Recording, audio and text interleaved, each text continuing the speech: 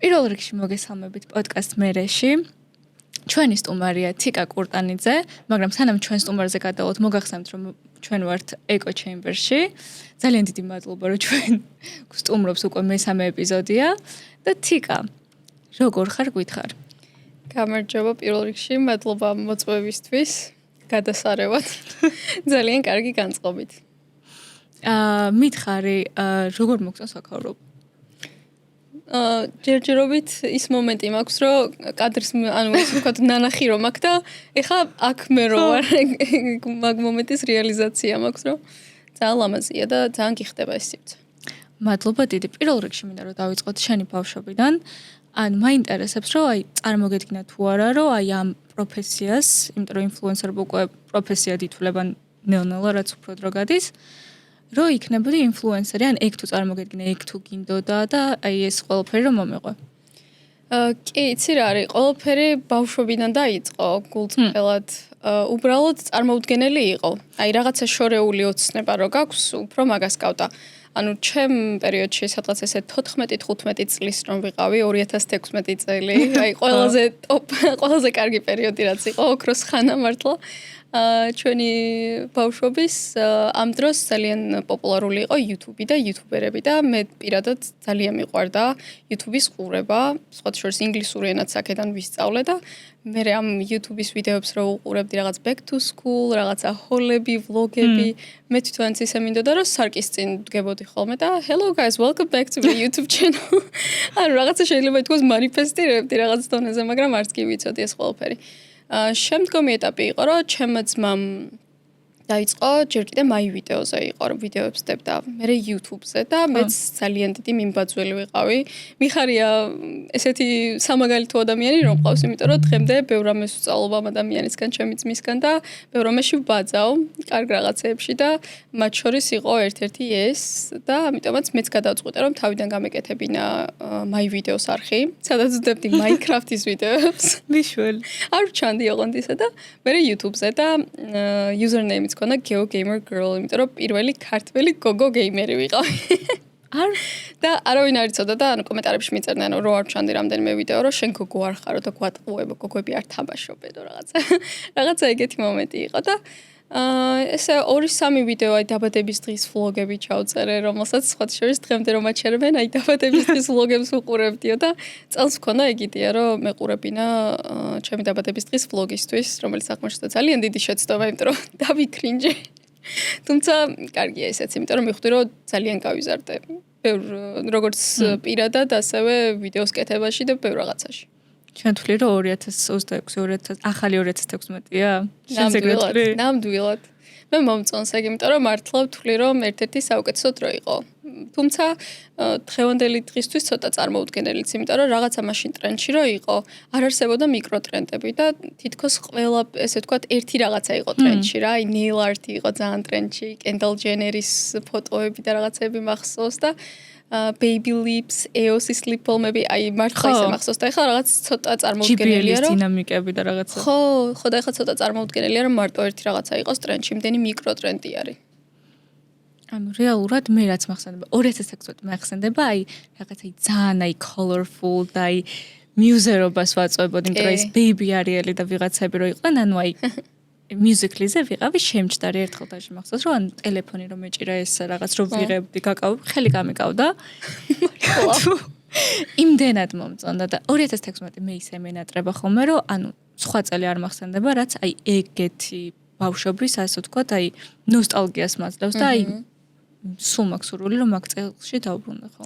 ალბათ იმიტომ რომ მაგ პერიოდში ისეთი ასაკი ქონა რომ არც ძალიან პატარა ხარ, არც ძალიან დიდი, მეტად ცნობიერი, მაშინ გიყალიბდება, მაშინ უფრო მაგიტო დაგვამახსოვრდა ესე მგონია ეგ პერიოდიც.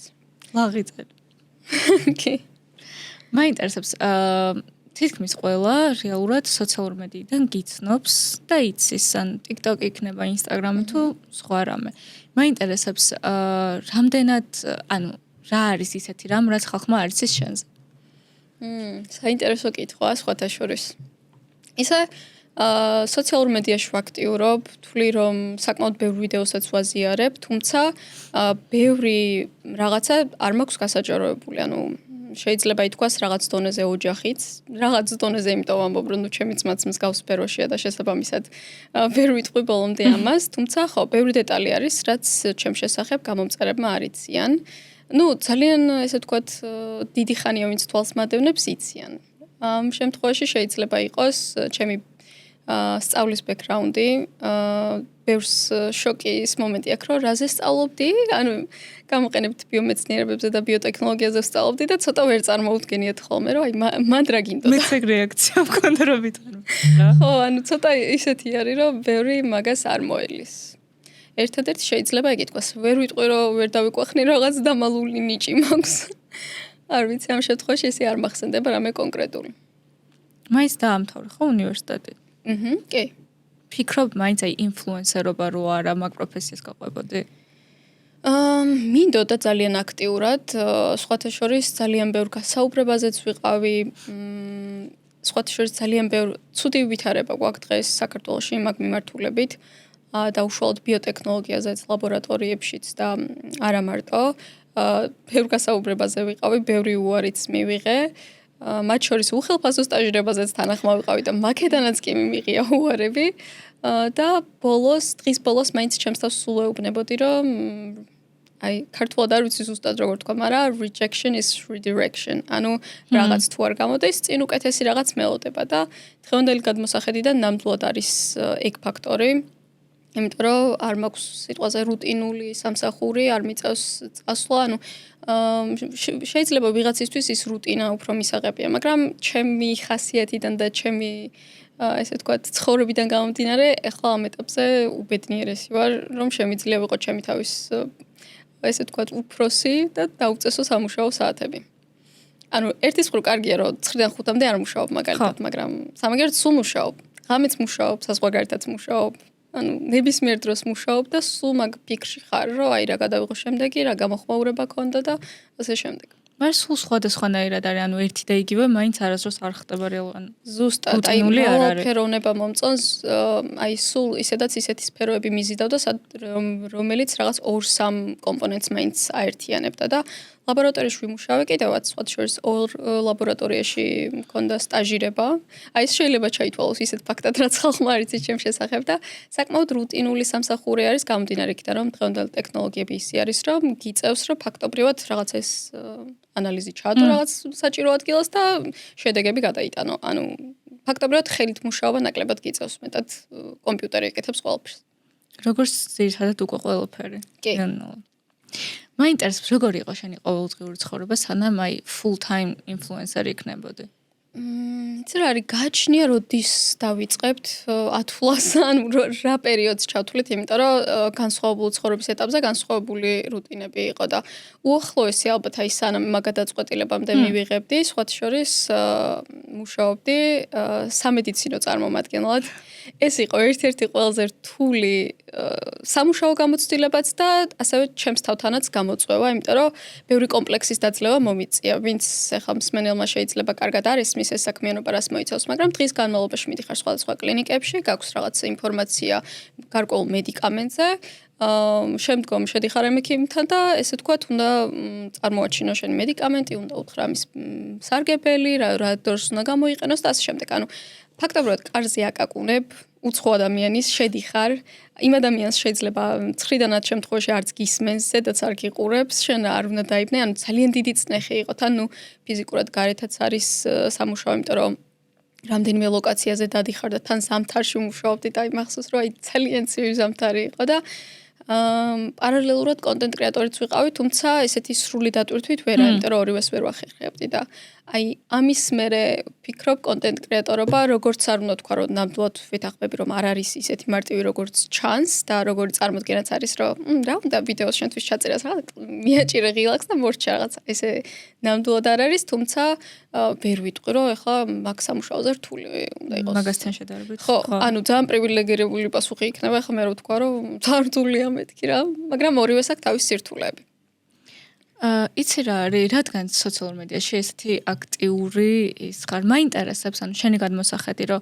შენი ეს სოციალურ მედია გვაახლოვებს საკუთარ თავთან, თუ რეალურად გვაშორებს. აი ეგ მაინტერესებს. ალბათ 100%-ით გვაშორებს, რადგან როგორ შეიძლება რომ scroll-ვის ფუნქციაც, ანუ აი ისე არის აწყობილი ფსიქოლოგიურადაც, რომ აი უსასრულო დრო სკროლავ რა, ანუ არ გაქვს დროის ლიმიტი, აი ის დროის მომენტიც ძალიან აი ზემოთ რაღაცა პატარა კუთხეში როა წერია დრო, აი გაგირბის და ამდენ ინფორმაციას იღებ, ამდენ უცხო სახეს ხედავ, ამდენ კომენტარს აზრს ისმენ. ანუ პირიქით თუ რამესთან გავაიგივებდი, უფრო აი გონების დაბინძურება შეიძლება ვუწოდოთ რა. იმიტომ რომ აი ყოფილა ის მომენტები უკვე იმ დასკვნამდე მივდივარ, რომ რა მომენტშიც პირიქით ტელეფონს გადადებ და მარტო იმ ფუნქციისთვის გამოიყენებ, რაც თავდაპირველად იყო, ესე ვთქვათ, შექმნილი კომუნიკაცია. ну, ჩემს საქმიანობის მიღმა გულისხმობ, რა თქმა უნდა. ბევრად უფრო მაღალი, ესე ვთქვათ, ცხოვრების ხარისხი გექნება ბედნიერების. მეც ეგრე ვფიქრობ რეალურად, იმიტომ რომ აი ყოფილა მომენტი, რომ ანუ ზოგადად სოციალურ მედია მაგ მხრივ არის ყველაზე ცუდი, რომ აი თუნდაც Instagram-ს ან TikTok-ს როდესაც სკროლავ და რო ხედავ ამ არარეალისტურ მაგალითად body image-ებს ან ხალხს რო აი სულ აი არ გიჩნდება კითხვა რომ ვიღაცას რო უყურებს სულ ბედნიერი, ეს ნეტა სულ ბედნიერია, ანუ ესე ჩემში არის პრობლემა, ან ტანს რო ხედავ აი თქვა ვიქტორიას სიკრეტის ნაირი ტანის რო აქვს, ანუ სულ გესახება ის რომ ანუ სტანდარტები ხო ყალიბდება მაქედან გამომდინარე და მე შენს ანუ ჩამოშორებული ხარ რეალურად ვერ აღიქვავ, დერეალიზაციაც გემართება რეალურად შენი საკუთარი ცხოვრების, რომ ესე იგი მე ჩემ საბოლოო პოტენციალამდე ასე ვთქვათ არ მივდივარ.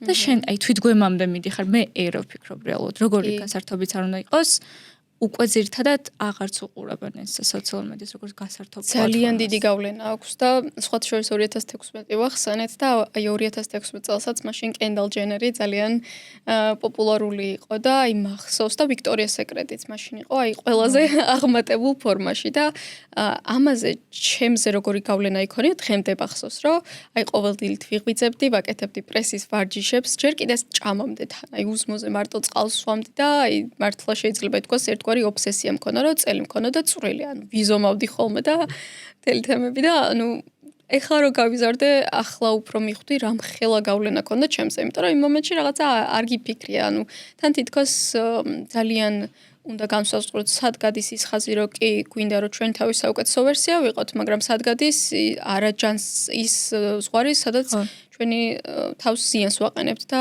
არაჯანსაღი ვერსია ვართ. იგივენაირად სოციალურ მედიაში აი ამდენს ხედავენ და წარმოდგენა აქვთ, რომ აი ყველა მომენტი ზუსტად ეგეთი არის და შენი მთელი ცხოვრება ეგეთი მისგან შედგება.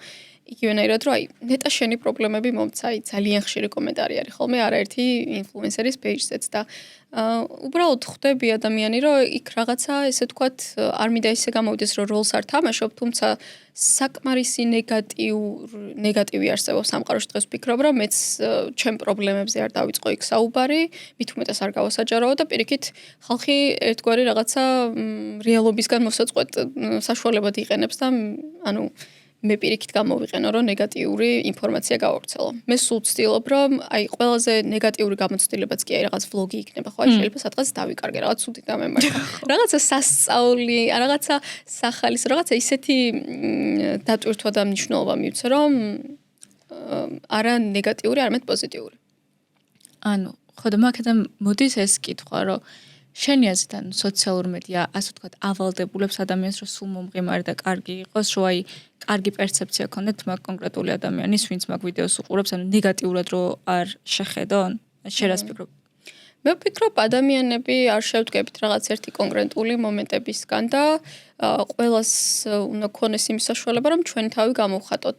იმ ადამიანის გადაწყვეტილება დღის ბოლოს რას გააზიარებს და რას არა, რას ჩათვლის საჭიროდ, მაგრამ ძალიან მომწონს თანამედროვე ტრენდები, რომ აღარ ვართ რაღაცაზე, ანუ ის რაღაცა მანამდე თუ იყო 2016-ში თუნდაც რომ ვიდეოებს ვუყურებდით და გონია რომ არ არის დამონტაჟებული, გონია რომ რაღაცა ყველაფერი ასე არის, სატურაციას მაღალ დონეზე ვუწევთ, ახლა უფრო ფილტრს ვაშორებთ, ესე ვთქვათ, გადატანითი და პირდაპირ მნიშვნელობით და ხვდებით რომ ძალიან საჭიროა და ანუ სოციალურ მედიაში რომ მით უმეტეს TikTok-ი რაღაცა ისეთი პლატფორმა შეიქმნა, სადაც ადამიანები ჩვენს გამოცდილებებს უზიარებთ და ბევრჯერ მქონია ეს მომენტი, რომ ვაუ, ამდენი ადამიანი ესე უგრძნია თავი, ანუ მარტო არ ვარ და რაღაცნაირად ძალიან კომფორტის მომტანია ეგ ამბავი, რომ მარტო მე არ მქონია ეს გამოცდილება, მარტო მე არ მიფიქრია ჩემს თავზე ეს, თუმცა აქაც აუცილებელია რომ გავმიჩნდოთ რაღაცები. ხო, იმიტომ რომ რეალურად ყოფილა ისეთი ვიდეოები, სადაც აი მართლა ჩემ კონკრეტულ რაღაც პრობლემასთან ძალიან ასოციაცია, ახლოს მოვიდა ძალიან და რო წამიკითხავს კომენტარი რომ მეც ამ დღეში ყოფილვარ, აი ეგ ძალიან თითქოს აი community თითქოს იკრება ჩემთვის რა, ძალიან სიამოვნებს, იმიტომ რომ აი მომწონს რომ ხალხი აი თავის რეალურ პრობლემებზე ლაპარაკობს და არა იმას რომ აი ყველაფერი იდეალურად მაქვს რაღაცა, მაგრამ გააჩნია ზოგის coping mechanism-ის რეალურად ზოგჯერ ეგ არის რომ აი ყველაფერი კარგად მაქვს და რაღაც შეფუთულია, მაგრამ აი ხალხი როდესაც ამ ყველაფერზე ლაპარაკობს და რომ ხვდებიან მართლა ინფლუენსერები რომ აი მე ეს მიჭირს, მე ეს მტკივა, აი უფრო რეალურს წარმოადგენს რა, აი არ არის რაღაც დახატული და სხვა ადამიანი. კი, ვფიქრობ ბალანსისთვის ორივე არის აუცილებელი. თუმცა ხო აი ადამიანებსაც გააჩნია რომ ვინ რას ჩათვლი საჭიროდ რომ გააზიაროს. ხო. მაინტერესებს აი კარგ თემაზე რომ გადავიდეთ რეალურად, TikTok-ზე სულ ხდება ხოლმე აი გინდ რაღაც ქორწილი იყოს, გინდ სადღაც მიდიოდა, სულ დედაშენი გიკერავს ხოლმე კაბებს და ისეთი კაბებია, რომ აი Disney-ში პრინცესებს რო აცვიათ, აი რაღაც ისეთი დიზაინის, რომ წარმოუდგენელია რეალურად და მაინტერესებს, შეიძლება რომ მაღაზია იყოს და გახსნას, თუ ცალკე კონკრეტულად შენ გიკერავს, ინსპირაცია, აი როგორი იყო, ეგეთ ვთქვათ, household-შიც გაზდა, რომ აი დედაშენი ესეთ ლომეს კაბებს შეგიკრავს, აი ყველაფერი მაინტერესებს, მაგ ყველაფერს, იმიტომ რომ სულ აღფრთოვანებული ვარ, რამდენჯერაც ვხედავ. ძალიან დიდი მადლობა, სხვა შორის დღესაც დედაჩემის ლუკით ვარ წარმოდგენილი. დედაჩემო შემიკერა ეს პიჯაკიც და ძალიან მომწონს, მადლობა. რატომღაც ალბათ არ ვიცი ჩემს ცხოვრებაში ეგრეთ დაემთხვა, მაგრამ ყველაფერი ბავშვობიდან მოდის მართლა რა, როგორც დავიწყეთ YouTube-ის თემაც იგივენაირად დაბადებიდან დედაჩემი მიკერავს, მიქსოს, მიქარგავს, რამე ხელოვნების გამოხატულება თუ არსებობს, რომ რაღაც არაფრისგან, ძაფისგან შექმნა ნამუშევარი, ყველაფერი შეუძლია დედაჩემს, როგორც ეძახის მქონი ყაისნაღი, აი ძაფით, მოკლედ მე არ ვიცი ესე კარგად, ამიტომაც ეს დედაჩემის საკითხი უფრო არის და ხო, ბავშვობიდან აი ზეიმისთვისაც დედაჩემი მიკერავდა კაბებს, დაბადების დღისთვის იქნებოდა, თუმცა ახლა რა სიხშირითაც ალბათ ასეთ სიხშირით არა. და კიდევ ერთი საინტერესო ის იყო, საინტერესო ეტაპი ცხოვრების, როდესაც სამეჯლისო ცეკვაზე დავდიოდი და იქ საჭირო იყო ეს სპეციფიკური კაბები და მთელი კოლექცია მაქვს სხვათა შორის ამ კაბების და არა მარტო, რომელსაც ძალიან ესე ძვირფასად ვინახავ. არ ვიცი რატო, მაგ ხელაც აღარ ვარ, მაგრამ იმედით ალბათ, რომ ჩემს შულს შემდგომ მოვარგებ, რაღაცა მოგონებები, რომ აი ყველა კაბა არ არის მარტო ის, რომ ვიზუალურად კარგად გამოიყურებოდეს რაღაცნაირად, ყველა კაბა მახსენებს იმ პერიოდს, როდესაც დედაჩემი როგორ აკეთებდა იმას და საიდან სად, იმიტომ რომ მთელ პროცესს ვხედავ, ფაქტობრივად რაღაც ერთად მივდივართ ხოლმე ნაჭრის ასარჩევად, შემდგომ რაღაცა თარგის ამორჩევაშიც ვეხმარებოდი ხოლმე, მართალია ესე კერვა მე თვითონ არ ვიცი, მაგრამ ბევრი პრაქტიკული დეტალი არის, რაც ვიცი და მათ შორის იყო რაღაც თარგის არჩევის მომენტი, შემდგომ ამის დაჭრა და აი მთელი პროცესი რაც არის და დედაჩემისთვის ამ ყველაზე ძვირფასი ის არის, რომ ვიცი რამ ხელა შრომა და სიყვარული დევს რა. იმიტომ რომ რამ ხელა სიყვარულით აკეთებს, როგორ ცდილობს, რომ ყოველი მომდევნო ნამუშევარი იყოს იმაზე კიდევ უკეთესი დახვეწოს. დღესაც ხა სოციალურ მედიაში რაღაც ვიდეოებს უყურებს ხოლმე, რომ აი როგორ კეთდება რაღაც კონკრეტული ტექნიკა. თუმცა დედაჩემიც თვითნასწავლია და დიდი მოთხოვნა არის ამ ვიდეოებს თავდაპირველად იმიტომ ვაზიარებდი, რომ რაღაცა ჩემი ბედნიერების გაზიარება მინდოდა ხოლმე, არც არასოდეს მიფიქრია კომერციულად, რომ რამე გამეკეთებინა და დღემდე ძალიან ბევრ შეკითხვას ვიღებ, აი მათ შორის ახლა ბანკეტის პერიოდიც ახლოვდება და ისე არ მინდა ხოლმე ამ გოგოებს გული რომ დავწყვიტო და რომ უთხრა, რომ ზოგადად არ კერავს ესე დედაჩემი, მიკერავს ხოლმე მე, თუმცა აი fingers crossed რაც არის გამონათქვამი, დედაჩემი აი სული ძახის, რომ აი მე არა ძალიან რთულია, ძალიან საპასუხისგებლო არის, ეს შენზე შეიძლება მოწონთ ესე შორ და მე რო არ მოეწონოთ, მე თვითნასწავლი ვარ, არ ვიცი რომ იმდენი ისეთი მომენტი წარმომიჩინა და იმდენად მართლა არის როგორც კონტენტ კრეატორობაში სირთულეები, პატარა დეტალი აი ერთ პატარა ნაკერსაც, ერთ პატარა ნაჭერსაც, აი ყველაფერს დიდი მნიშვნელობა აქვს საბოლოო ჯამში, რომ ესთეტიურადაც გამოიყურებოდეს და შიგნიდან დამუშავდეს და ყველაფერი, რომ ძალიან დიდი სირთულე არის და ჯერჯერობით ამ ეტაპზე ვერ ვეჭიდები, მაგრამ აი რაღაცა ნელ-ნელა ვაპარებ ხოლმე დედაჩემს, რომ აბა მოდი ეს ხო არ ვცადოთ, აი ეს კომენტარი დაიწერ. თან თვითონაც ადევნებს თვალყურს და კითხულობს ხოლმე კომენტარებს. ნახე რამდენი კომენტარი იყო მეთქი მაგაზე როგორი მოთხ. კი, ნახე. ეგეთია. არა, ძალიან მოთხოვნადია. ძალიან და წარმომიდგენე რამდენი კლიენტი ეყოლება, იმიტომ რომ აი დიზაინს ხო გააჩნია, ორიგინალური დიზაინი, რაღაც აი ძალიან განსხვავებულია რა. აი mermaid ტიპის კაბები, აი ყველა occasion-ისთვის თავის კაბა რო აქვს, ანუ აი ძალიან ისე ვერ დავიკვეხნი და ზოგადად ჩემს შესახებ, ანუ სანამ TikTok-საც პოპულარული ვიქნებოდი, არ ვიცი, ბევრს შეიძლება სხვანაირი წარმოდგენა აქვს, რომ ძალიან popular kid ვიყავი სკოლაში რა. ანუ ვერ ვიტყვი, რომ ანუ თავიდანვე მაგ პერიოდშიც მქონდა YouTube და ასე თუ ისე მცნობდნენ შიგადაშიგ და რაღაცა, თუმცა არასოდეს არ მიგრძნია, რომ ძალიან მოდური ვიყავი. ან ძალიან საოცარი გემონება მქონდა, ანუ ჩემს გემონებას დღემდეც ეგრე ვაფასებ, რომ რაღაცა ის სტანდარტული, კლასიკური, ხანდახან მიყვარს ცოტა ავანგარდული, ანუ აი რაღაც განსხვავებული სილუეტები და ესეთი რაღაცეები, თუმცა ვერ ვიტყვი, რომ აი რაღაცა ძალიან საუცხო, აი ისეთი რომ აი არავის არ ნახავ არა და ჩვენი ბრენდით შეიძლება ითქვას არის ის, რომ თავი მიზანი არის რომ სილუეტები, რაღაც ეს ფორმის, სხეულის ფორმა რო კარგად გამოკვეთოს, აი მათ შორის ჩემთვის აი თეძო არ მაქვს მაგალითად იმხელა და რაღაც კაბებში ისე გამოყავს და ჩემს თარგში რომ აი რაღაც საოცრად გეგონება რაღაცა მართლა გიტარის და ქვიშის საათის ფორმის სხეული მაქვს, როცა შეიძლება რეალობაში ცოტა სხვანაირი მაქვს. და ეგ რაღაც განსხვავებული ნაჭრები და ძირითადად აი ტრენდული რაღაცეები, თუმცა ჩვენი პატარა twist-ით, რომ აი ჩვენებურად რა, აი რაღაცა შეიძლება აი ნაპოლეონის ჟაკეტიც რომ ნაპოლეონია, ჩემთვის შეიძლება იყოს, რომ აი რაღაცა ზედმეტი გადატვირთული იყო, ან ზედმეტად ფერადი იყო და მინდოდა რაღაცა უფრო სადა ვარიანტი და ანუ აი ტრენდული, მაგრამ კლასიკური. ისეთი რომ აი ვიცი რომ წლები რო გავა და შეიძლება აღარ იყოს ეს ნაპოლეონის ჟაკეტი, ხო? მოდაში მე კიდევ ჩავიცვამ და შოპინგშიც ესე გავხდი, ძალიან შევცვალე ჩემი აზროვნება, რომ იყო რაღაც მქონდა ეგ ეტაპი, რომ ყველაფერი რაღაც ტრენდული რო იყო, ყიდულობდი და აი 2 კვირა, 3 კვირაც რო გადიოდა, უკვე ხვდებოდი, რომ ეს რა მაყიდინა, რა თმინდოდა, რა შეთხლეშილ შემოთხლეშილ. ანუ და მივხვდი, რომ სულ ესე ვაფასებ ხოლმე, რომ ნაჭერი შემადგენლობა აუცილებლად რომ იყოს რაც შეიძლება ნაკლები პოლიესტერი, მეტად ბუნებრივი ნაჭრები იყოს გამოყენებული და ასევე თავისთავად მოდელიც იყოს უფრო ისეთი, რაც დროს გაუძლებს. კი ბატონო. ძალიან კაია. ხო და იმედს ვიტოვებ, ანუ აი მაინც ბოლომდე გულს ვერ ვწყვეტ და აი რაღაცა სამომავლო მიზნად და გეგმად მაქვს, მაგრამ იმედი მაქვს ისეთი ტიპის ოცნება იქნება, როგორც კონტენტ კრეატორობა იყო, რომ ერთ დროს წარმოუდგენელი, მაგრამ ერთ დროს წარმოსადეგი. მე ამ ვიდეოს რო გაიხსენებენ. ამ მონაკვეთს ამოვჭრი და გახსოვთ. გახსოვთ მე რო თქვი. ჩვენ მაყურებლებს, შენ გამომწერებს და ჩემ გამომწერებს ვკითხეთ, რომ რამე კონკრეტული ტიპის კითხვა თუ ქონდა ჩვენთან, იმიტომ რომ ბევრი კითხვა ისმის ხოლმე შენ TikTok-ის ქვეშ, მაგრამ ხო ყველას ხო ვერ უპასუხებ. ფიზიკურად.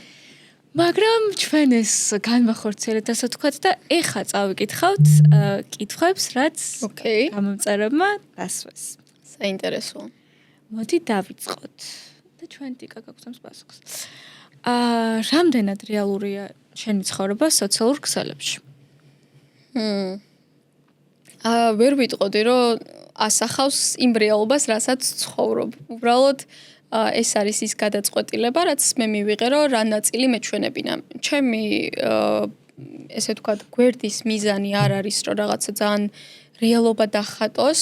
ყოველთვის მიზნად კონტენტის შექმნისას მაქვს, რომ ქონდეს ხარისხიანი კონტენტი, იქნება ეს ვიდეოს ხარისხი, იქნება ეს გადაღება, ესთეტიური სანახაობა თუ თვითონ დახვეწილი ტექსტი, ყოველთვის ვცდილობ რომ ამ კუთხით განვითარდე.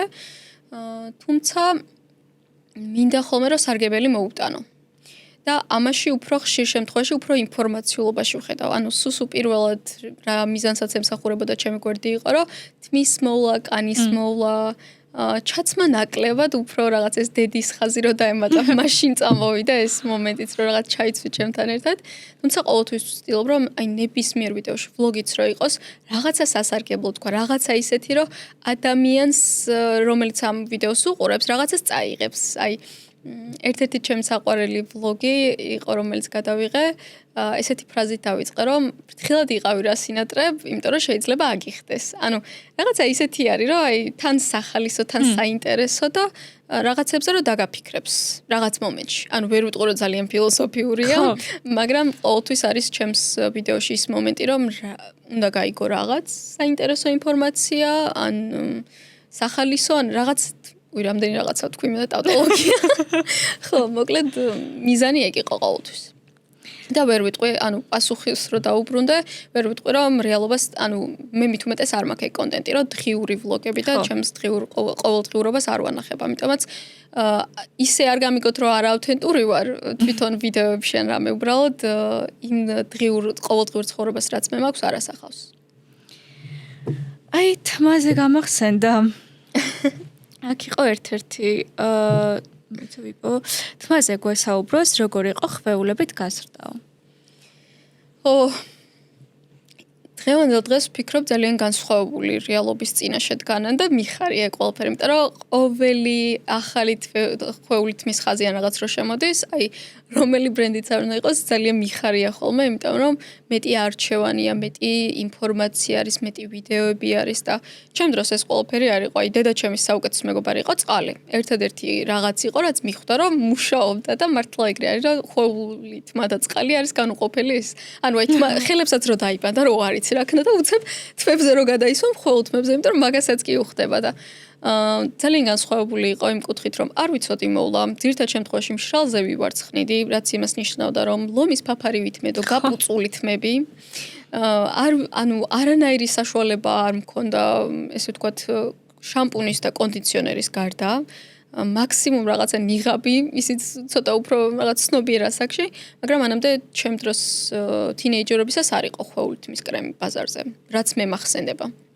ხელმისაწვდომი არ იყო ამ კუთხით, ამიტომაც ძალიან განსხვავებული იყო და ხშირად მქონდა ეგ მომენტი, რომ სოციალურ მედიაშიც სწორთმიანი გოგოები უფრო პოპულარულები იყვნენ, სკოლაშიც აი ყველგან რაღაცა და აი ეს მომენტი, რომ აი რატო არ შეიძლება და რაღაც მეც სწორი თმა მქონოდა და მინდოდა ხოლმე. თუმცა რო ვისწორებდი, ეგეც არ მიხდებოდა და ცოტა დილემაში მოვდიოდი ხოლმე ჩემთან, რომ ვერ გამეგო რა მიხდებოდა, მაგრამ როგორც კი ჩემი ხვეული თმის მოვლა ვისწავლე, აი დღეს წარმოუდგენელია და აი მართლა არაფერში არ გავცვლიდი, ისე მიყვარს, რომ რაღაც ვიდეოსთვის ან რაღაცისთვის წელიწადში ერთხელ დავისწორებ ხოლმე, მივხვდები, რომ ჩემი არ არის და მე ისევ უბრუნდები ჩემს ძველ რუტინას და თან უფრო მემარტივება კიდევაც, იმიტომ რომ სწორ თმას ვფიქრობ ამ გადმოსახედიდან ვფიქრობ მეტი მოვაჭირდება. ანუ უფრო ყოველდღიურობაში მეტ დროს მოითხოვს, თორე შეიძლება ხვეული თმის რუტინას რო ვიტარებ 2-3 საათი დამჭირდეს იმ დღეს, თუმცა 2-3 დღე მაგალითად ან 4 დღე ხელიც არ მოკვიდა, რაღაცა ერთადერთი პატარა ტექნიკა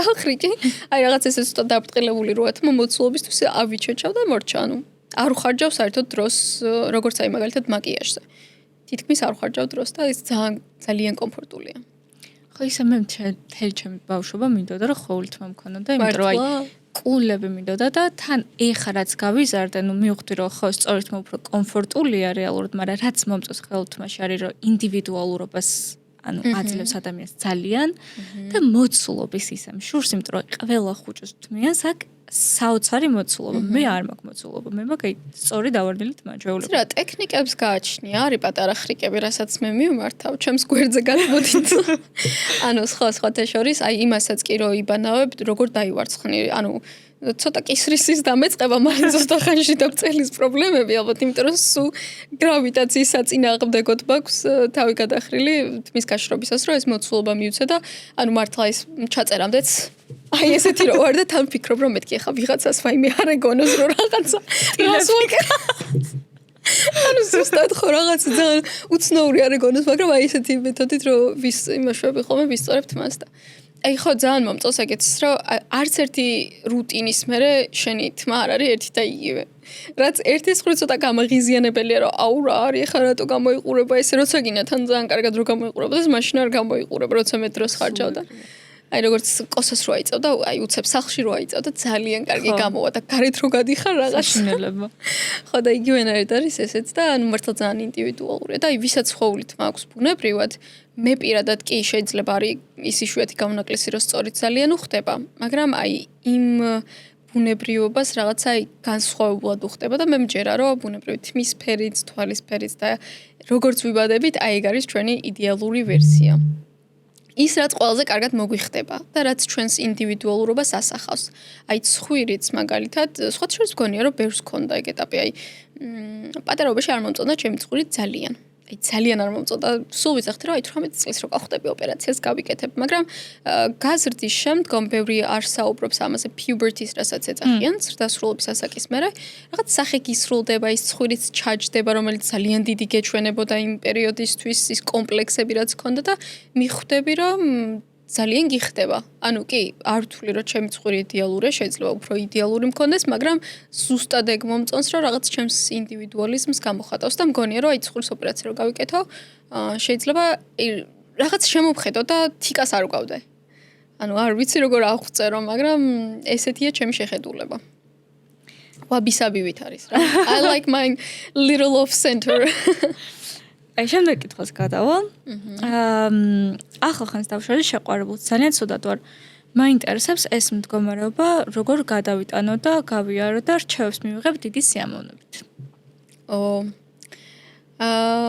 იმისთან მიუხედავად, რომ ეს გამოცდილება მეც მაქვს, ვერ დავიკვეხნი, რომ რაიმეს ძალიან ბრძენი გამოვედი მეორე მხრიდან და რაღაცა ესეთი რჩევა მაქვს უნივერსალური, რაც ყველას დაეხმარება. თუმცა ერთი რამ რაც არის, მე ვფიქრობ, მე მქონდა ესეთი სქემა, რომ რაღაცები უნდა შეიგრძნო ადამიანთან, რაღაც არაკომფორტულ შეგრძნებებთან უნდა დარჩე.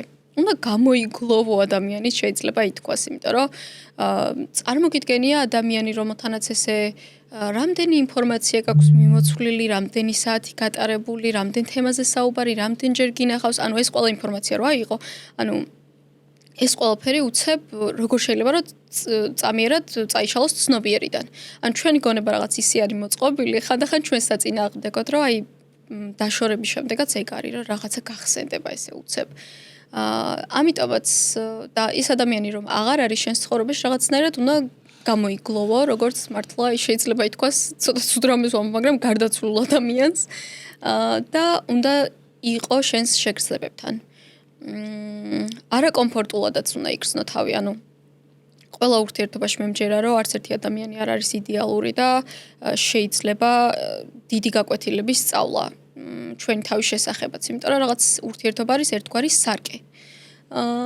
შენი თავის და თუნდაც რაღაცაში რომ შეცდომა დაუშვი, შენს თავს უნდა აპატიო, ასევე იმ ადამიანსაც უნდა აპატიო, იმიტომ რომ იმ დროისთვის არ იცოდა რაღაცა შეიძლება ის კონკრეტული და მქონდა ეგ პერიოდი, რომ აი საერთოდ შეიძლება ლოგინიდან არ ამდგარიყავი, ან იმ დღეს რო შევჭამდი, ეგეც კი მიხარო და ან წყალს რო დავლებდი, იმიტომ რომ აი მეგონა რომ აი რაღაცა გავაკეთე და წინ გადადგმული ბიჭი ყო, თითქოს თავიდან სწავლობ სიარულს, ისე რაღაც პატარა ბავშვი ხარ, შეიძლება ითქვას და რაღაცა ეს პერიოდიც რო გავიდა, მე ნელ-ნელა მივეცი, ჩემს თავს ცოტა დავფუშე, შეიძლება ითქვას, რომ სამუდამოდ ვერ გაგრძელდება ასე, ცხოვრება გრძელდება, ამიტომაც პირველი არაკომფორტული ნაბიჯი უნდა გადადგა, როდესაც გარეთ გახვალ, მაგრამ არ გინდა გარეთ გასვლა. როდესაც არ გინდა მუშაობა, მაგრამ უნდა იმუშაო. როდესაც არ გინდა რომ რაღაც გააკეთო და ესე ვთქვათ, შენ თავს უნდა აიცულო რაღაც მომენტში. და რამდენადაც კლიშე არ უნდა იყოს, დრო მართლა ყველაფერს კურნავს, თუნდაც break-up-ის science რო უსმენდი, ძალიან საინტერესოა, როდესაც გვაქვს ინფორმაცია, რომ ჩვენი ტვინი და როგორც ანუ ისეთი ორგანო არის, რომელიც დღემდე არ გვაქვს, ესე ვთქვათ, შესწავლილი. ანუ ძალიან შეიძლება ითქვას, ცოტა მეცნიერულად შეიძლება ჩემი ბაკალავრის ხარისხიდან გამომდინარეც არის, რომ ასე შევხედე და ბევრ პოდკასტს უსმენდი ხოლმე სხვა შორის ამ თემაზე. როგორ ვამუშავებთ თუნდაც ამ ტრავმებს, თუნდაც დაშორების შემდეგ და აი ამ ყველაფერი ინფორმაციის შემდეგ უფრო გასაგები არის ჩვენი გონება როგორ მუშაობს, იმიტომ რომ ხშირად შეიძლება ვიფიქროთ, რომ ჩვენს წინააღმდეგ მუშაობს, მაგრამ როგორც კუნთი, აი დარბაზში მივდივართ, რომ რაღაც კუნთი გავზარდოთ და კუნთიც მაშინ იზრდება, როდესაც ტრავმას იღებს, ანუ პატარა ტრავმებს უკეთებთ რა, რომ აი იმაზე მეტი აწიე იმ დღეს ვიდრე შეგეძლო. მაგრამ კუნთი დაისვენა და გაიზარდა და ზუსტად იგივენერად შეიძლება იყოს ჩვენს ცხოვრებაშიც და იგივენერად გონებაშიც, რომ კი, ეს ემოცია აუცილებელია, რომ იგრძნო, რაღაცა ეს ფიქრი რო შემოგივა, თუმცა დაახლოებით მგონი ესეთი რაღაც იყო, რომ 6 წამი გრძელდება ეს რაღაცა ემოცია და ფიქრი. თუმცა შენ თუ ამ ფიქრებს მიყვები და ესე ვთქვათ ლუპში ხარ, ეს უკვე შენი გადაწყვეტილება. ამიტომაც არის რომ რაღაც მომენტი რომ შენი ფიქრები უნდა აკონტროლო, თუნდაც აი მედიტაციით, აფირმაციებით, ძალიან მნიშვნელოვანია კიდე მეგობრები. აი დღემდე პერიოდი რომ ახსენდება, პირველი რაც მახსენდება არის ჩემი support სისტემა, მეგობრები და ოჯახი, რომელიც ძალიან დამეხმარა ამ ყველაფერში. და ვერ ვიტყვი რომ დასრულებულია ეს ეტაპი ან რაღაცა, იმიტომ რომ დღემდე რაღაცა წარსულ მოგონებებსაც რო უყვები ხოლმე და რო ვიხსენებ, თუნდაც მაგ break-up-ის შემდგომ პერიოდს რაღაც დერეალიზაციის მომენტი მაქვს, რომ აი მგონია რომ ვიღაცა სხვაზე ვყვები რა. ანუ თითქოს მე არ ვიყავი ეგ ადამიანი და ან რაღაცა რომ დავიწყებული მაქვს და მახსენდება რომ მოიცა ეს მე გადავიტანე, მოიცა ეს მე გადავლახე და რაღაცნაირად უცნაური შეგრძნება არის. მაგრამ შეიძლება ითქვას ჩემი coping mechanism ნამდვილად არის დავიწყება. იმიტომ რომ ბევრი ტრაუმა და ბევრი რაღაცა ესეთი კი აუცილებელია რომ მივუჩინოთ საჭირო ადგილები ჩვენს გონებაში, თუმცა ხო დროსთან ერთად ესე ყოველდღურად აქტიურად რო არ გახსენდება ეს ყველაფერი, ეს ძალიან გეხმარება. ანუ ეს თქვა ტრიგერი რომ არ გაქვს. რა თქმა უნდა.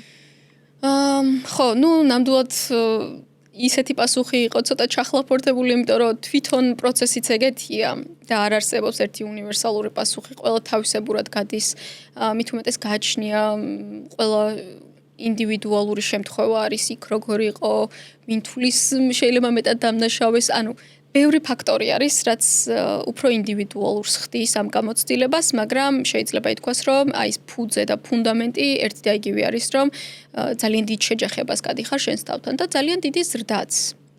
ანუ შეიძლება ითქვას, რომ რამდენადაც ცუდი დღეები გაქვს, იმდენადვე მერე ცოტა ხანში კარგი დღეები და ხვდები, რომ სამყაროში არაფერი არ ხდება იმისთვის, ანუ რაღაცა გჭირდებოდა, რაღაც გაკვეთილი გაიარე, რაღაცა ისწავლე. მაგრამ მნიშვნელოვანია, რომ ეგეც გავიაზროთ, რომ რაღაც გაკვეთილი ვისწავლეთ, იმიტომ რომ თუ არ გავიაზრებთ, მასე შეიძლება გაკვეთილები ბევრჯერ გამეორდეს, სანამ რაღაცას არ ვისწავლეთ და ყველას თავისებური მაინდსეტი აქვს, მაგრამ ჩემი პოზიტიური მაინდსეტი ძალიან დამეხმარა იმ პერიოდისთვის, რომ თითქოს იმ მომენტშიც ჩემს თავს ვეუბნებოდი, რომ ანუ ფუჭი არ არის სიყვარული და არ უნდა ინანო ადამიანმა, იმიტომ რომ ძალიან იზრდები ამ გამოცდილებაში შენს თავთან და ეს ძალიან აუცილებელია. რაღაც ტრანსფორმაცია არის ყოველთვის ხოლმე და ხედავთ ხოლმე აი glow up-საც რა და ყოველთვის არის მაგაზე რაღაც აქცენტი, რომ ვაუ, რა კარგად გამოიყურებიან რაღაც ეგეთი მომენტი.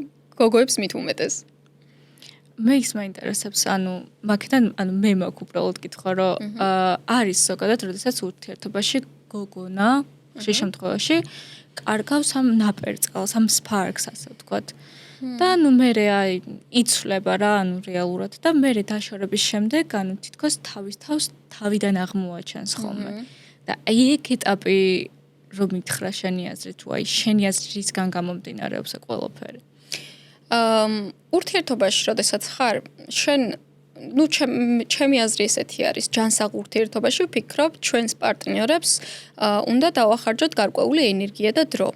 მით უმეტეს ქალებს ხშირად გვახასიათებს ხოლმე ეგ, რომ გვინდა რომ უკეთესი ვერსია ჩვენც ვიყოთ მათთვის და ისინიც იყვნენ და შესაბამისად ამას მიაქვს რესურსი. ძალიან დიდი რესურსი მე თვითონ, ანუ დიდი ენერგია არის. ყველაფერი ხო არ შეიძლება რომ რაღაც მოცემულობამდე აი ხშირად არის ხოლმე რომ რაღაცა ურთიერთობებს რაღაცის დონემდე აკნინებენ, მაგრამ აი ხშირად ვერ ხედავ რომ დიალოგში არის ის ენერგია, იმიტომ რომ ძალიან ეხმარება ხოლმე კაცებს, აი ხშირად მათ ცხოვრებაში ქალი როდესაც არის გვერდით, ეტყობათ რომ ცხოვრება რაღაც კარგად მიდის ყველაფერი, იმიტომ რომ ადამიანი გიდგას გვერდში, რომელიც ზურგს გიმაგრებს, რომელიც გასაპორტებს, რომელიც შეიძლება მიმართულებასაც გაძლევს, დროს და რესურსს გახარჯებს და ესე ვთქვათ, ამ ყველაფერს და როდესაც ამ ენერგიას შენი თავისკენ მომართავ, მაგ დროს ხდება ნამდვილი გლოუპი. მაგრამ ჯანსაღ ურთიერთობაში არის აუცილებელი რომ დავიცვათ ის ოქროს შუალედი, რაც ყველაზე ზოგადად ცხოვრებაში ბალანსი არის ყველაზე რთული და ბალანსი არის ყველაფერი. და ზუსტად იგივენერად არის რომ კი ჯანსაღ ურთიერთობაში ნამდვილად უნდა იყოს გოგო პარტნიორიც და ბიჭიც რომ დროს და რესურსს ახარჯებდეს მის პარტნიორს, თუმცა არა იმდენს რომ ყველაფერში ეს ადამიანი იყოს შენი პრიორიტეტი და შენ მისი არ იყო. ანუ აი ეს დისბალანსი არ უნდა იყოს და ხშირ შემთხვევაში აი აქ არის ხოლმე გოგოსა და ბიჭს შორის არ მინდა ხა სექსისტურად გამომივიდეს ეგრე მაგრამ ცოტა კლიშე არის ხოლმე რა თქმა უნდა არის ყველა წესში გამონაკლისი და შეიძლება პირიქითაც იყოს მაგრამ ზოგადი სურათი და მეც რო აი ამ პერიოდს გავდიოდი რა კომენტარებსაც ვიღებდი და რა პირადში შეტყობინებებს ბევრმა ისეთი გამოცდილება გამიზიარა, რაც ჩემი მსგავს იყო, რომ მეგონა რაღაც ძალიან ინდივიდუალური რაღაც იყო, თურმე არა არც ისე ინდივიდუალური და ამ კუთხით აუცილებელია და გოგონებს ვეტყოდი, რომ უნდა გქონდეთ თქვენი საკუთარი ცხოვრება, საკუთარი მეგობრები, ну შეიძლება საერთოდ იყოს აქ არ არის მაგაზე შეზღუდვა, თუმცა შენი ჰობი, შენ თავთანაც უნდა რჩებოდე და გრჩებოდეს დრო და რა თქმა უნდა ამ ადამიანთანაც. და როდესაც უკვე არაჯანსაღად არის და ანუ ჯანსაღ ურთიერთობაში ზოგადად ნორმალურად არის რომ აი შენ აპრიორიტეტები იმას ის გაპრიორიტეტებს შენ და თითქოს ბალანსი ნარჩუნდება მაგრამ რა მომენტშიც შემოდის დისბალანსი მაგ მომენტში შენ ხვდები რომ არ გაინტერესებს შეიძლება ნაკლებად გაინტერესებს შენი თმა როგორ გამოიყურება მეტად აი შენი წარმატებაზე მეტად იმ ადამიანის წარმატება გინდა და ანუ ყველაფერში ცდილობ რომ ის დააპრიორიტეტო და ეგ არის ყველაზე არასწორი რაღაც რაც შეიძლება შენ თავს გაუკეთო რეალურად კი ანუ ზოგადად რთული არჩევის მიცემა იმიტომ რომ როგორ შეიძლება ახლა მე რო რაღაცა ესეთი ანუ მაგიტო გავუკეთე ეს პატარა შესავალი რომ თუ ჩვენ არ დავაპრიორიტეტეთ ჩვენი პარტნიორი ესე ვთქვათ და მისი საჭიროებები და არ გვინდა მისი კარგად ყოფნა, მაშინ რატო ვმართ, ხო? ესეც აუცილებელი კომპონენტი არის, თუმცა არაჯანსაღ იმაში არ უნდა გადაგვივიდეს ეს ყველაფერი. კი. როგორ მივხვდეთ რომ სიყვარულზე მეტად მიჯაჭვულობა გვაკავშირებს ჩვენ საყვარელ ადამიანს? ვაუ.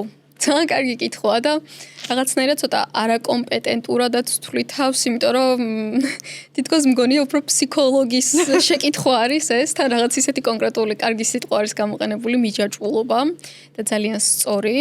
Trauma bonds რასაც ვეძახით. როგორ მივხვდეთ? ბევრი ფაქტორი არის და ამისთვის აუცილებელი არის რომ დავრჩეთ საკუთარ თავთან და ხშირად იმ შეგრძნებებთან და არ გავექცეთ ამ რაღაცეებს და ხანდახან რაღაცეებს კი სიყვარული მართლა ბრმა არის და შევხედოთ ცოტა შორიდანაც, შევხედოთ ცოტა ცივი გონებითაც. ანუ რა თქმა უნდა სიყვარული გრძნობა და ეს გულით უნდა შეიგრძნო და არა გონებით. თუმცა ხანდახან საჭირო არის ორივეს ბალანსი, ჩემი გადმოსახედიდან.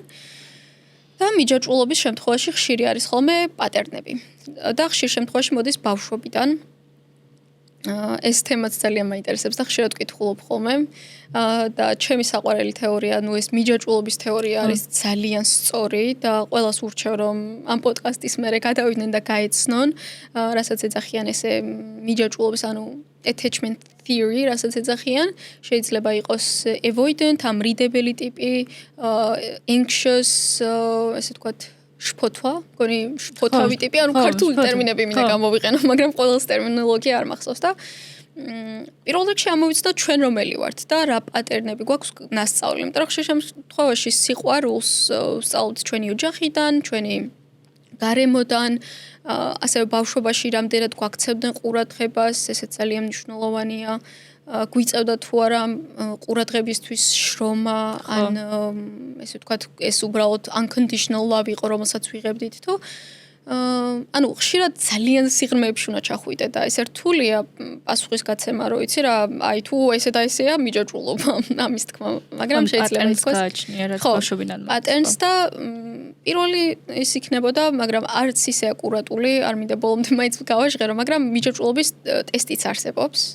რაც ვერ ვიტყვი, რომ ზუსტ პასუხებს ასახავს, თუმცა რაღაც შეიძლება წარმოდგენა შევიქმნათ, რომ ჩვენ ან თუნდაც ან კითხებად დაგვაფიქროს, რომ როგორ ვიღებ სიყვარულს, რა წარმოდგენა მაქვს სიყვარულზე, მაშინ მინდა ამ ადამიანთან როცა მას არ უნდივარ, თუ მე ვირჩევ ამ ადამიანს ცნობიერად, გაცნობიერებული მაქვს მისი მინუს პლუსებიც, ანუ არ უნდა იყოს, ანუ ყველაზე ხშირად ალბათ გოგოების თემაში მგონია, რომ ის მომენტი არის, რომ სამწუხაროდ არის ეგეთი ის გამიგია ჩემს ირგვლივაც, რომ ბიჭი რომელიც ძალიან კარგად ექცევა, ზედა თუ არის ამოსდის შეიძლება არ უნდა არ აქვს ის ესე ვთქვათ მიჯაჭვი. ხო, ანუ არ უნდა მასთან ურთიერთობა მაგალითად და ამ დროს ბიჭი რომელიც არც არის დაინტერესებული რაღაც mixed signals უგზავნის, შფოთავს, ანუ შეიძლება ესე ვთქვათ სტრესავს, მაგრამ ეს ყველაფერი რა ვქნათ ჰორმონალურ დონეზე რომ დავიყვანოთ, ეს არის ერთგვარი დოპამინი და ჩვენი გონებისთვის ეს იცი როგორი რაღაც არის, რომ არ შემიძლია ეს გქონდეს, კაი ეს მინდა. ანუ რაღაცნაირად უნდა ამოვიცნოთ ჩვენი თავი ამ ესე ვთქვათ წრეში და უნდა შევწყვიტოთ ეს ციკლი. და ვფიქრობ, ბევრად უფრო ჯანსაღი ურთიერთობებიც გვექნება და ჯანსაღი დამოკიდებულებებიც. აიღო. ანუ ძალიან კარგი კითხვის ის იყო სხვა შორის შეკითხვა და მადლობა მაყურებელს, რომ ესეთი კარგი შეკითხვა დასვა. როგორ დავიწყო ბლოგერობა და როგორ არ დავკარგო мотиваცია? мотиваცია. ესეც იცი რა მომწონს, რომ კითხვაში ხშირ შემთხვევაში რა კითხვებიც დაისვა, პასუხი შიგნით დევს კითხვაში რა. როგორ არ დავკარგო мотиваცია? мотиваციას დაკარგავ. მაგრამ არ უნდა დაკარგო დისციპლინა. მე მგონია რომ ჩვენ ვიმსახურებთ რომ ვიყოთ ყველანი ჩვენ თავის საუკეთესო ვერსია როგორც წარმოგვიდგენია როგორც ჩვენს ოცნებებში და მიზნებში არის ამიტომაც ჩვენ ვიმსახურებთ რომ ჩვენს თავს ვემსახუროთ გავაკეთოთ ყოველდღე ჩვენი მაქსიმუმი თუნდაც 1%-ით უკეთესი ვიყოთ რომ მივახციოთ იმ შედეგს. мотиваციას აუცილებლად დავკარგავთ, იმიტომ რომ რაღაცა ეს არის, ამ კუთხით შემიძლია ძალიან კარგი წიგნი ურჩიო, ჯეიმს კლიერის ატომური თვისებები. ზუსტად აქ არის ამ წიგნში არის საუბარი, რომ мотиваცია არ არის აუცილებელი. პირიქით დისციპლინა უფრო ფასობს და უფრო გვაძლევს დიდ შედეგს და ბლოგერობის შემთხვევაში შემიძლია ესეთი რამე ვთქვა, რომ დადე. აუცილებლად, ანუ ძალიან მარტივი ის რო არის, რომ გააკეთე. Just do it. ზუსტად, ანუ რაღაცა უბრალოდ უნდა გააკეთო მართლა და თავიდან რთული არის, იმიტომ რომ რაღაც თვითგამორკვევის პროცესში ხარ, როგორც ურთიერთობაში, რომ რაზე დავპოსტო, რა გადავიღო, არ ვიცი. ყველაფერი, რასაც ჩათვლი იმ მომენტში საჭიროდ. და მე უკვე ცოტა აუდიტორიაც გაძლევს მიმართულებას და ხშირად არის ახლა მეც მაგალითად რომ ალგორითმს ვაკვირდები და რაღაც გარკვეული ვიდეოებს უფრო ალგორითმი აპრიორიტეტებს, მაგრამ ალგორითმის უკან რეალურად გას ადამიანი. ადამიანი კი არ ქმნის ამ ალგორითმს. ალგორითმი უბრალოდ აკვირდება, რომ ადამიანმა როდესაც ნახა ეს ვიდეო, მაგალითად ირიმ რო ნახა ეს ვიდეო, რამდენი ხანი გაჩერდა და კომენტარა რამე დაასეივა, გადაუგზავნა თავის მეგობარს. ხო, მით უმეტეს რა და ანუ ამიტომაც დღის ბოლოს ისეთი კონტენტი უნდა შევქმნათ, რაც ადამიანებისთვის იქნება ან სასარგებლო, ან შეიძლება რაღაც თავის თავს ამოიცნობენ, ან რაღაცა ჩვენს ყოველდღიურობას და ჩვენს ხასიათს გავუზიარებთ. ანუ დღეს მართლა ისეთი პერიოდია, რომ არაფერში არ ვარ შეზღუდული და ცოტა შეიძლება ითქვას პარასოციალური ურთიერთობები ძალიან მომატებულია და ასევე რაღაცა ბარიერი არ არსებობს ისეთი ტიპის კონტენტი ხდება ხოლმე, რომ ვერ იტყვი რომ რაღაცაზე ხალხი არ იღებს ან ტაბუდადებული თემა ან რაღაც. ყველანაირი ტიპის კონტენტი არის. ამიტომაც ეს ერთის მხრივ ძალიან განმათავისუფლებელი ფიქრი არის. კონტენტ კრეატორობის თემაში სხვა შორის მე მქონდა ერთი ესეთი გამოწვევა გავუკეთე ჩემს თავს, რომ როდესაც წამოვედი სამსახურიდან და გადავწყვიტე რომ მინდოდა რომ კონტენტ კრეატორობა და ამას სერიოზულად შევხედავდი, ბევრი ბარიერი მქონდა, მათ შორის საკუთარი ოჯახისგანაც, რომელსაც არ ესმოდა რომ ეს შეიძლება შემოსავლიანი პროფესია ყოფილიყო და რაღაცა უფრო არა ეგეც გქონდეს, მაგრამ იქ დაიწყე მუშაობა. უფრო რეალური.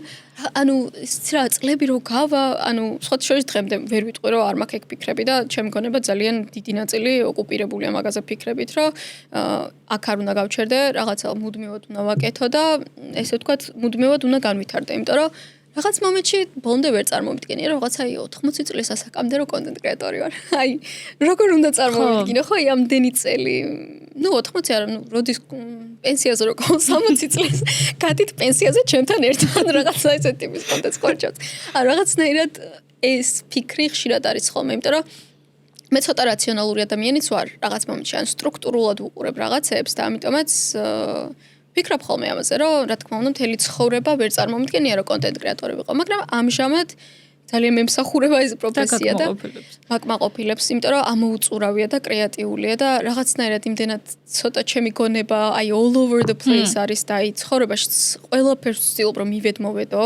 ანუ ჩემთვის ცხოვრება ის არის, რომ უნდა შეიგრძნო ყველაფერი, ანუ ისწავლო ახალი ენაც, იმოგზაუროთ, რაღაცა ცადე არ გამოგივა, ანუ აი ყოველთვის რაღაცა აი ყველაზე ძვირფასი არის გამოცდილებები და ზოგადად ყოველთვის გამარჯვებული გამოხვალ ყველა სიტუაციიდან და დაუმარცხებელი იქნები, როდესაც შენი მთავარი მიზანი არის გამოცდილება. ანუ მაგარია, გამოცდილება მივიღე, რაღაცა ვისწავლე, აწი ამ შეცდომას არ დაუშვებ.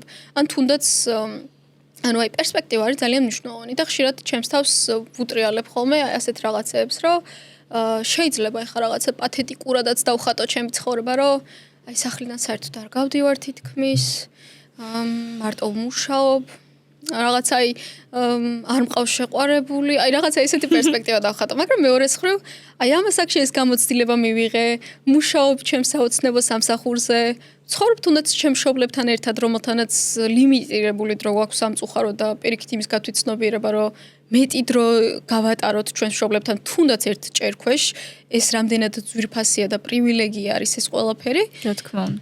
ანუ აქედან გამომდინარე ყველაფერი არის პერსპექტივა. იგივენაირად შავ კატაზე მახსენდება ხოლმე, რომ საქართველოში ძალიან ხშირად არის შავი კატა რო გადაგირბენს და ცუდთან რო ასოცირდება. სადღაც წავიკითხე ადრე, რომ იაპონიაშია პირიქით რაღაცა ბედნიერების ნიშანი არისო რა. და ყოველჯერზე შავი კატა რო გადამირბენ, აუ ნეტა ეხლა რა გამიხარდება, რაღაც ესეც ფიქრობან დამწვარი ტოსტის თეორია რო არის, ანუ ბევრ რაღაცა ლიტერატურას ეცნობ. დამწვარი ტოსტის თეორია?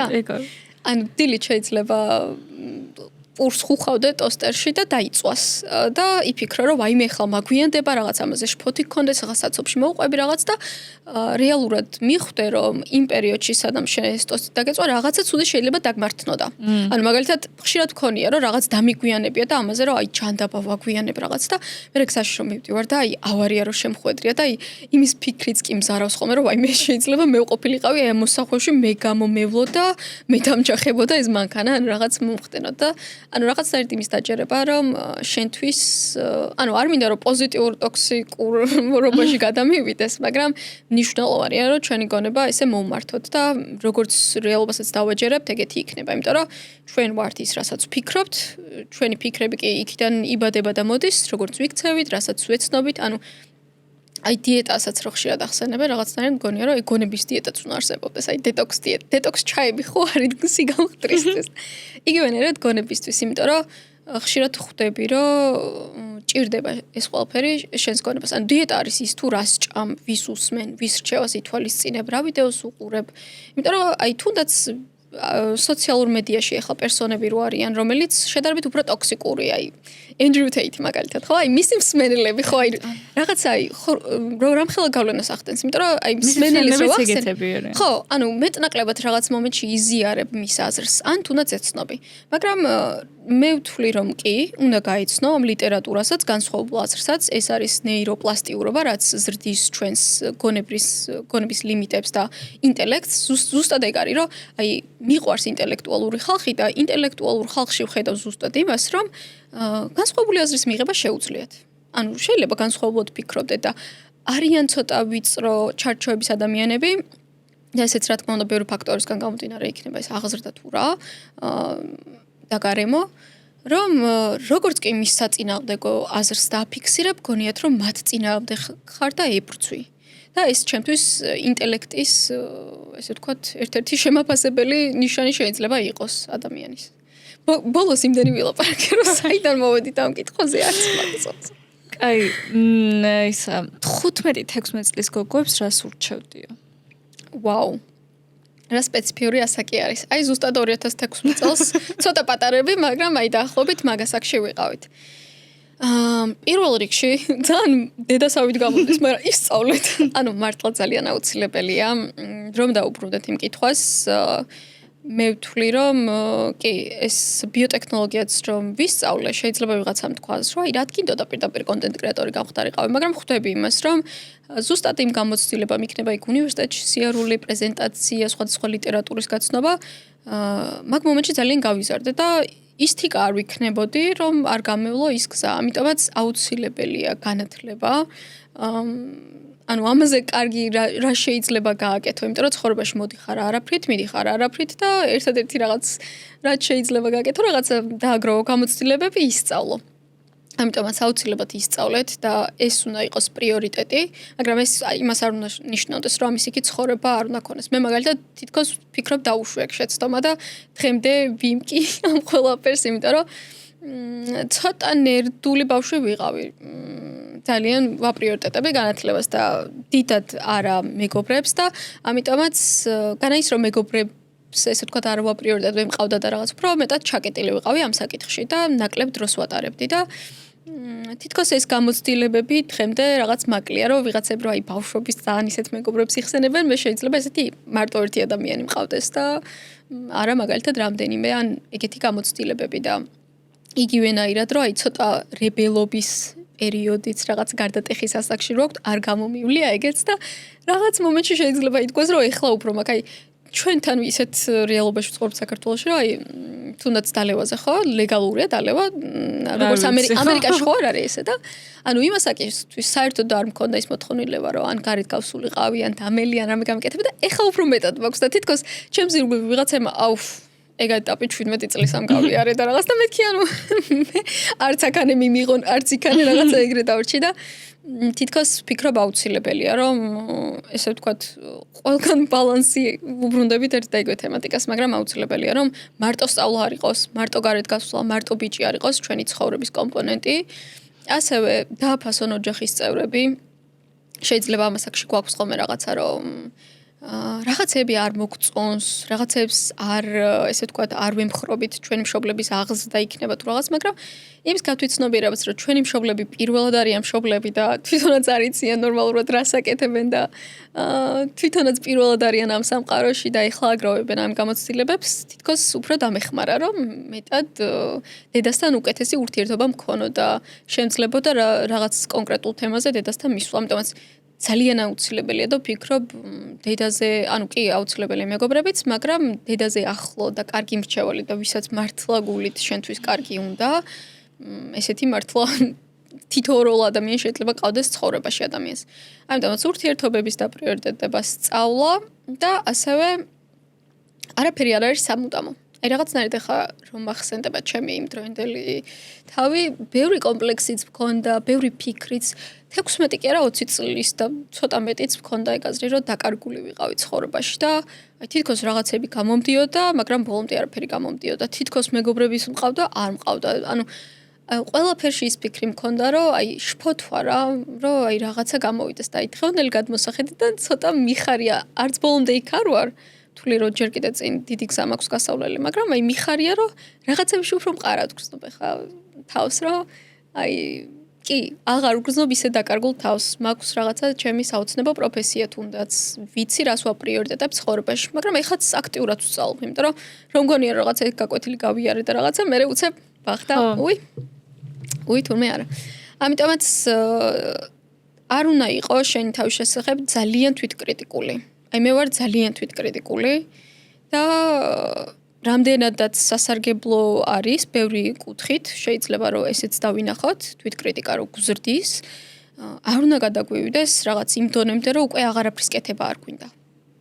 რომ აი მაგალითად იმ დონემდე აკრიტიკებ შენ თუნდაც რაღაც დამუშავარს, რომ აი შენ მაგალითად რო არ მოგწონდა შენი პოდკასტი და აღარ ჩაწერო. ანუ ეს ხო იქნება ყველაზე დიდი, ყველაზე ცუდი რაღაც რაც შეიძლება შენ თავს გაუკეთო. პირიქით, როცა არ მოგწონს, უნდა დაიხვეწო, უნდა გააკეთო და just keep swimming რაღაც ეგეთ ფონში და არა, კაი რჩევებით ხარ წარმოდგენილი. არ შემიძლია არ დაგეთანხმო ყველაფერი თუნდაც ის, რომ ერთხელ TikTok-ზე შემოხდა, რომ აი მშობლებზე რომ is their first time living tour და ძალიან აი შევეცდები რომ ჩდები და რომ ვიზდებით ნუ ხო გონია რომ აი ამათ ნაცხოვრი აქვს და აი სულ არიან თუ რაღაც მაგრამ ეგენიც პირველად არიან დედამიწაზე მოვლენები და ცოტა რთულია ყველაფერი და ყველაც პირველად ვართ რა ისე ძალიან არათემატურად მაგრამ აი cancel culture-ის ანუ რა თქმა უნდა ნუ რაღაც ქსევები არ არის მისაღები თუმცა თავარია რომ ადამიანმა გაათვითცნობიერა რაღაც დაშვებული შეცდომა თუნდაც და ისწავლო და გაიზარდო. ანუ გექნება ეგ ეტაპი, როდესაც შეცდომას დაუშვებ, გექნება ის ეტაპი, როდესაც არ მოგეწონება შენი თავი. და აი თვითკრიტიკის ყველაზე კარგი გამოხატულება იცი რა მახსენდება, რომ სარკეში ჩავიხედავ მაგალითად დღეს და არ მომწონს რაღაც კონკრეტულად, ხო? და ამ დროს რაღაცა ფოტოს შევხედავ დღეს გადაღებულს რამდენიმე წლის შემდეგ და მე რა კარგად გამოვიყურებოდი რას ვერჩოდე ჩემს თავს. აი ეს არის ყველაზე კარგი მაგალითი მაგის, იმიტომ რომ რაც დრო გადის ხვდები რომ ძალიან ესე ვთქვათ პრესავ ჩემს თავს და რისთვის. თან აი არ ვიცი კიდევ მიკერძოებული ვიქნები, მაგრამ გოგოებს ძალიან დიდი წნეხი გვაქვს. როგორც საზოგადოებაში, ოჯახშიც აი ბევრ რაღაცაში რომ გამოიყურებოდე კარგად, იყო განათლებულიც იყო ბიჭისთვის მიმზიდველი და საინტერესო, მაგრამ ეგ არ იყოს მარტო შენთვის. აი ბარბის მონოლოგი დაახლოებით რა, აი რაღაც ხვდები რომ თითქმის შეუძლებელია მაგ ბალანსის დაცვა. მაგრამ დღის ბოლოს ის უნდა ვაკეთოთ, რაც ჩვენ გვსიამოვნებს და აი სულ ვიძახი დედაჩემს ვაუგნები ხოლმე რაღაც გამოცდილებებს რომ მიყვება, რომ აი რამხელა პრივილეგია და როგორი ბედნიერი ვარ და როგორ ყოველი დღე არ უნდა მიხაროდეს, რომ აი ამ პერიოდში დავიბადე და არა სიტყვაზე ცუდად არ მინდა გამომივიდეს, მაგრამ ძალიან რთული იყო, ხა რასაც მიყვება 90-იანებში და 70-იანებში და 80-იანებში დაბადება და როგორც ქალი მით უმეტეს რომ ყველაფერი კრიტიკის საგანი არის, შეზღუდული ხარ, გეშინია, არავისგან არ გრძნობ უსაფრთხოებას თუნდაც და აი თუნდაც ყველაზე ელემენტარული გიტაცებენ, ანუ საერთოდ არ გინდა არის, შეიძლება ბიჭს არც იცნობ და ამ ადამიანთან უნდა შექმნა ოჯახი, ანუ რა წარმოუდგენელია დღევანდელ რეალობაში ახლა უცებ რომ მოგიტაცონ და არჩევანიც რო არ ქონდეს თან დაბრუნების, ანუ სულ სხვა დრო იყო და იმის გათვითცნობიერება რომ ქალებს გვაქვს ამ ეტაპზე იმის პრივილეგია რომ გადაწყვეტილებები მივიღოთ, თუნდაც დავასრულოთ ურთიერთობები, რომლებიც არ გვემსახურება და ჩვენთვის ცუდია და არ შევაკლათ თავი. ეს არის უდიდესი პრივილეგია და მე ამის მომსწრეც გავხდი, იმიტომ რომ რამდენადაც შეიძლება ცუდი გამოცდილება იყო და არავის არ უსურვებს დაშორებას, მე ისე შევხედე ამ ყველაფერს, რომ მერჩივნა ახლა გადამედგა ეს ნაბიჯი და ახლა ყოფილიყო ესე. ვიდრე 20 წლის შემდეგ, იმიტომ რომ 20 წლის შემდეგ ძალიან სხვა რეალობა მექნებოდა და კიდევ ბევრ სირთულეს გავივლიდი. და ამის გათვითცნობიერებაც და ბევრი კიდე სხვა პატარ-პატარა დეტალების გათვითცნობიერება, რასაც ესე საჯაროდ არ ვამხელ ამ ურთიერთობის შესახებ, იმიტომ რომ ისედაც ვთვლი რომ საჯარო იყო ბევრი რამე. ძალიან დამეხმარა მე ამ ყველაფერში. და კიდევ ერთი რასაც დავამატებდი, აი ურთიერთობებზე და სოციალურ მედიაზე, აი რთულია ამის გათვითცნობიერება. მე რომ ამ სფეროში ვარ და მესმის, გონია რომ ყველას ესმის რა. აი შენ რო იცი, გონია რომ ყველა მიცისო და რაღაცა რეკლამა რო კეთდება, რაღაცა ბარტერი იქნება, რაღაცა ვიდეო არის, სადაც სცენარი წინასწარ შეთანხმებულია, გაწერილი და შენ უცებ ამას შენ ურთიერთობას ადარებ. ან ადარებ აი ყვავილების ვარდის ჩუქნის მომენტს და არიცი მანამდე შეიძლება რა საუბარი ქონდა და რა მოხდა და რის გამო მოუტანა ვარდი, ხო? დღევანდელ დღეს ძალიან რთულია იყო ურთიერთობაში. და ჯანსაღში ყველაზე მნიშვნელოვანი და მით უმეტეს შესქეროდე და უყურებდე ამ თუნდაც ინფლუენსერებს და ინფლუენსერ წყვილებს და ქონდეს ის წარმოდგენა, რომ ეგ ყველაფერი არის რეალობა და ყოველდღიურობა. იმიტომ რომ მართლა არავის რეალობა და ყოველდღიურობა არ არის. და ანუ დღის ბოლოს იმის გათვითცნობიერება, რომ თუნდაც რომ ვარდი მოგიტანა რაღაც ტორტი ან რაღაცა, ანუ კამერა ჩართო ვიღაცამ და გადაიღო და დაპოსტა და ჰეშტეგი გამოვიყენა და ანუ მაინც გინდა არ გინდა პერფორმატიულია, რაც არ უნდა ბუნებრივად გაეკეთებინა ამ ადამიანს და თუნდაც სულ ცუდი მიზნებით, ანუ ხო მაინც რაღაცა პუბლიკას გინდა რომ დაანახო, რომ აი მე ვსქენი და ზუსტად, ან რაღაც ვალიდაციას ველოდებით, რომ აი მე ესეთი პარტნიორი მყავს ან რაღაც, ან თუნდაც შეიძლება კონტენტის ნაწილიც იყოს, რომ აი შენ მაგალითად დაკვეთებიდან რეკლამას იღებ აქედან და თუ შენ ესეთ მომენტებს არ გააზიარებ ურთიერთობაზე და შენ წყვილს არ შეაყვარებ მაგალითად ხალხს, შეიძლება შედაკვეთაც არ ქონეს ამ მიმართულებით და ამიტომაც დღის ბოლოს აუცილებელია ამის გათვითცნობიერება, რომ რეალობა არ არის, თუმცა ბევრი რაღაც რეალური არის. ურთიერთობების შესახებ. იგივენაირად ჩვენი თავის შესახებაც. ძალიან სასიამოვნო იყო ყველაფრის მოსმენა. იმიტომ უბრალოდ შემიძლია რომ მთელი კითხვები ჩამოვარაკრაკო, მაგრამ უბრალოდ დროის რეგლამენტის გამო მაგას ვერ ვახერხებ რეალურად. პირველ რიგში მინდა რომ ძალიან დიდი მადლობა გადაგიხადო შენ ესეთი გულწრფელობისთვის, ესეთი ასე ვთქვათ ინსაიტისთვის, რაც შენ ჩვენთვის განიხილე ჩვენ მე რაც მითხარ, რაც ჩვენ მაყურებელს უთხარ, ვინც ამ პოდკასტს უყურებს, დარწმუნებული ვარ, რომ ბევრი ახალგაზრდა გოგო, ბიჭი ან ასაკში მყოფი ადამიანი გაითვალისწინებს ამ ყველაფერს მიიღებს და ეს სიამოვნება, იმიტომ რომ ანუ უფრო relatable გადმოსახედიდან დაინახავენ ჩემი აზრით ამ ყველაფერს, იმიტომ რომ შე როგორც თქვი, რომ როდესაც რაღაც გაწერილი გაქვს და დებ მაგალითად TikTok-ზე, ანუ რეალურ შენს ვერ ხედავენ, როგორც მაგალითად აი ამ 1 საათის განმავლობაში დაინახეს ადამიანებმა და ამ ყველაფრისთვის ძალიან დიდ მადლობას გიხდი. ასევე ძალიან დიდ მადლობას ვუხდი Echo Chambers, რომ აქ ვსივარ და ეს პოდკასტი რეალურად ჩვენ ორ შორის მოხდა. და დიდი მადლობა მინდა გადავუხადო ასევე ჩვენ მაყურებელს, ვინც ამდენი ხნის განმავლობაში გვიყურებდნენ და დაგვიწერეს კითხვები და დაინტერესდნენ ამ ყველაფრით. ძალიან დიდი მადლობა შენ. პირიქით მადლობა შენ და ძალიან კარგ საქმეს აკეთებ. ჩემი პირადი გადმოსახედიდანაც რომ როგორც ახსენე, ხშირად არის ჩემზე სტერეოტიპები და ვფიქრობ ამ ვიდეოს ყურების მერე შეიძლება ცოტა განსხვავებულად დამინახონ, თუნდაც იმ კონტენტს მიღმა და ჩემი მთავარი მიზანი დღეს აქ მოსვლის არის რომ ვიღაცას რაღაც მაინც შევმატო. აი თუნდაც ერთი ადამიანი რო იყოს მაყურებელი, რომელმაც ისიამოვნა, მე მაგალითად ძალიან მიყვარს პოდკასტის მოსმენის დროს დაალაგება ოთახის და აი რაღაც თუნდაც ესეთ პროცესშია მანქანასთან საჭესთან, მოკლედ ისიამოვნა ამ საუბრით. ძალიან მადლიერი ვარ და ჩავთვლი რომ დღევანდელი დღეს ფუჭად არ ჩაუვლია და ძალიან მიხარია, გულშემატკივრობ. იმედი მაქვს რომ კიდევ უფრო მეტი ადამიანი გაიგებს შენ შესახებ. და კიდევ ბევრი საინტერესო საუბარი გექნება და კიდევ ბევრი კარგი ადამიანი დაждდება ამ სკამზე. მეც საამაყო ფაქტი მექნება, რომ მე პოდკასტში ვარ ნამყოფი, ხო? რაღაცა და თან სხვათა შორის არ მინდა ცოტა ძალიან გავადიდო, მაგრამ დღევანდელ დღეს აი პოდკასტი ძალიან დიდი დატვირთვა აქვს ჩვენს ცხოვრებაში და უკვე მგონი რაღაცა ნომინაციაში რო დაამატეს ის ნახე. მოკლედ გრემი იყო თუ გრემის ნომინაცია, არა გრემი არა, ბოდიში ვწდები.